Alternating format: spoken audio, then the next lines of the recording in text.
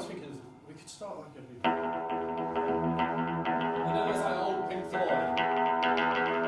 Lincoln, a small market town which has developed dramatically in recent years. From the ever-growing university to more businesses opening in the centre, Lincoln is well on its way to developing into a flourishing city. I'm Joe, and I'm here to find out just how integral a flourishing music scene is to growing a city like Lincoln.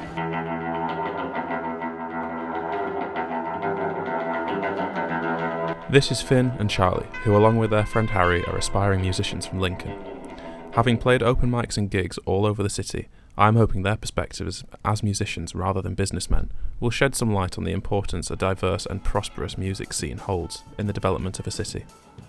Everyone wins if bands do well. If a band does well from Lincoln, it benefits in more ways than you can imagine, because not only that band's putting that name on that, more money's going into the music scene, more money's going into the BBC, even just like, you know, BBC Lincolnshire will probably get drip more money down from the BBC because they're like, oh, Holly Humberstone and the Reels are from there. Mm-hmm. Well, there's some talent in this place, let's give them more money to find this talent. So all that stuff benefits. It only benefits though when everyone is, you know, contributing as a community. There's a different culture in smaller cities and bigger cities. You're not going to sell tickets. Somewhere like Lincoln, you won't sell tickets, you'll have to struggle. More and more large businesses are setting up shop in Lincoln. Obviously this benefits the economy here, but are these businesses an indication of more growth to come to Lincoln in the future? Local musicians are amongst the most hopeful for growth in Lincoln, taking it from a regular small town to a larger city with a prosperous and flourishing music scene. Well, they do, yeah. Lincoln's growing. It's a good thing, and the music stuff will come up. Like, we've got a Tortilla now, we've got Turtle Bay. It's growing, yeah, it is growing, it is growing. Wendy's, we get it all now. I don't know what else we get. No, but like, and that's the thing, like, it's funny in a way, but those kind of things that like, you just wouldn't have in Lincoln, and it is a sign, and helped by the, I'm sure by the university and stuff, so it's a sign that Lincoln is going from a town and turning into a city. Actual city. And again, I think music scenes help that.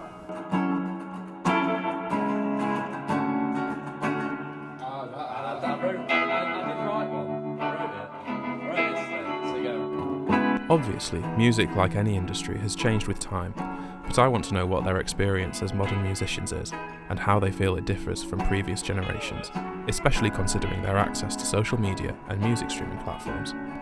The accessibility to it, you've got what Abbey Road had in the 60s on your phone. Not even on your laptop or your phone, so on your phone you probably can do that. I think it's a different world now. As in, the human attention span has got shorter with TikTok, Reels, all that stuff, YouTube Shorts, whatever.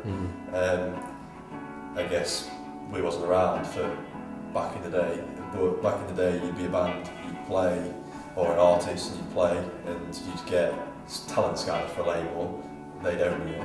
But nowadays, obviously, you can be more independent, but TikTok and stuff like that just gets music's massive. Platforms like Spotify generally pay between $0.003 and $0.005 per stream, according to Business Insider, meaning it takes around 250 streams to earn a single dollar, rates which have reduced year upon year since 2014. Or you got over 100,000 streams on a couple of songs or whatever, and it's cool to show your granddad or something, you know, that they like it, but does it really translate to anything? You also don't make a lot of money doing it that way. You may probably make, Spotify may make like 500 quid if you get over 300,000 streams. It's like, well, how does that translate? Yeah. I think it's oversaturated in terms of, but that's just a world, like there's going to be more people in the world, more music's going to be made. Yeah.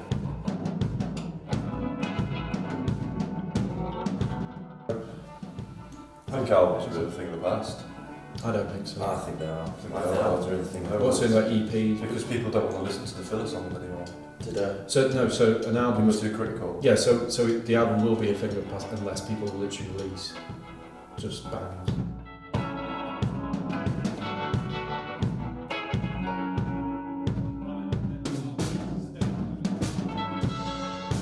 It's just so easy just to press that button and skip it. Yeah, that's, like you want to listen to an album and an artist has decided or whatever, like they've gone, someone put thought process into that track order. The reason why you listen to a record or you listen to any album, probably the best song on it will either be, you pick out any album and you go, what's my favourite track on that album? It's probably either track 1 or 2, or track like 5 and 6.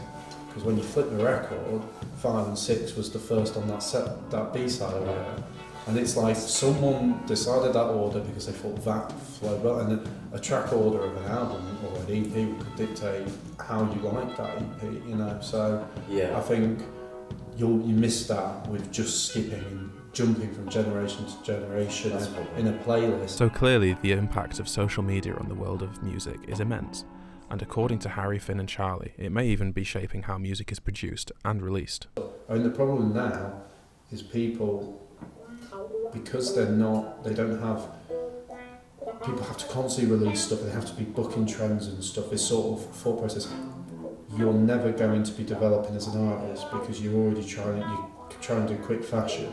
So I still feel like the artist that maybe I'm just an old bastard, or like old, and I've got a level of like, that's the way it should be done, but I think certain of like everyone's greatest albums and stuff like that, they were made because the artists had time to mature and develop, and that's not going to happen when people just constantly try to push out crap on TikTok. As a city still in need of much development, not only in its music scene but in its wider infrastructure in general, what is it that Lincoln is missing that the music scene really needs? There's not many venues here to bridge the gap. We talk about this quite a lot. Yeah. You've got your small venues for a small band to establish themselves, let's say 60 capacity, 60 to 80, and then you've got places like the Engine Shed, which is downstairs, the Drill Hall, which you can have bigger venues, but they're not 400. There's no middle capacity. So you've got like, when we started, it was just like, right, we can fill 60, but now we can't go up. So the only place we could go was the platform. It's like, we can't do it, can we? You're allowed to mention names, aren't you, and stuff of places. So you, like a Kido bar and places like that, it's like you'd start off there. Start of the food chain on it. That was like small room. Small room, you could fill it. You could bring 10 friends, yes, 10 and it would look good. And when somebody's taking a picture at the back, it looked full. Even when there's 7 people, it looked alright. And then from there, it's like, okay, so you got the pubs that sort of do open mics and stuff. Brewer was a bit like that. There was a time, but that was a lot of hard work from Michael. It really wasn't in the best place for it. Where else is going to take that role? Beyond a physical infrastructure, Finn feels there's something more lacking in Lincoln compared to bigger cities. In the music community, what do you need? Okay, so you need the artists. Right. Then you need promoters. You need like venues which are well situated, and possibly even like you look at any of those scenes, they all develop because they had all of them things. You can't do one without another. You can't have all these great bands but no venues. You can't have no venue, tons of venues and no bands or no promoters. It's just not going to work.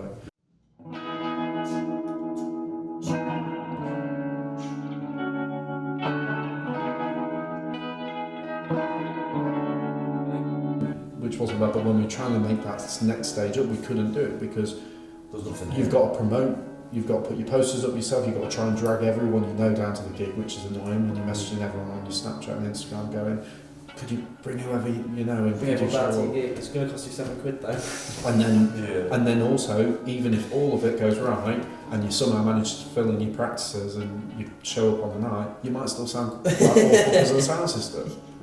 Or because the facilities aren't there and because of all of that. So it was a shame. And that ultimately is why probably so many people are doing stuff more online and just posting music up, because it's easier. That there is so much hassle with live music and all that kind of stuff.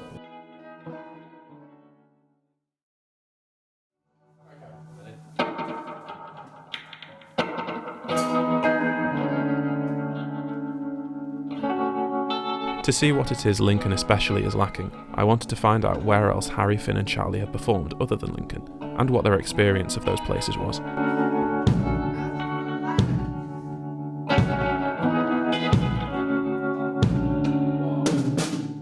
Where outside of Lincolnshire have you played, really? London. We've done one gig in Brighton, done a couple of gigs in Nottingham, and then London. We've done quite a few gigs.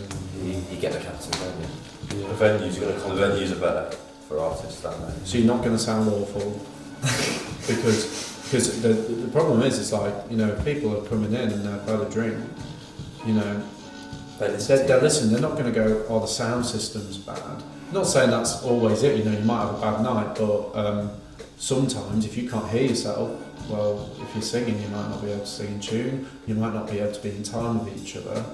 That's not necessarily your fault, or you didn't have enough time to sound check.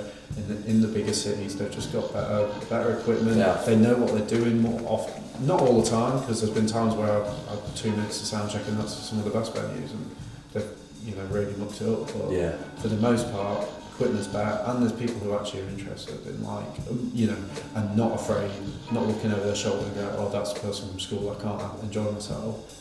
In the bigger cities, they don't care, they're just there for the music. So, larger cities like London are better set up to foster developing talent and feed the wider music scene.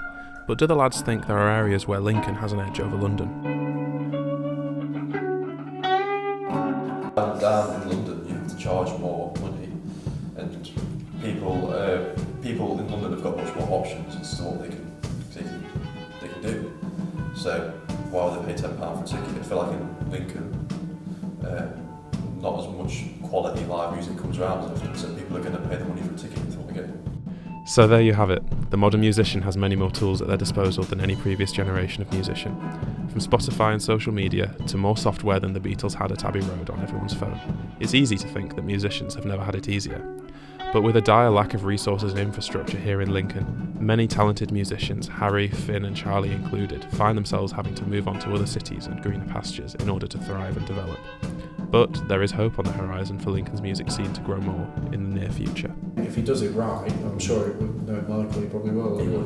And then that's suddenly, I think, because that's what you need, community, and he's a promoter as well, and he's got this place based on the music, but he's a businessman as well. He's also got that crowd from the Brewer that are just eager to get the teeth on some live music, and they're just waiting for it, and I think as soon as he opens the place, they're going to be busy all the time.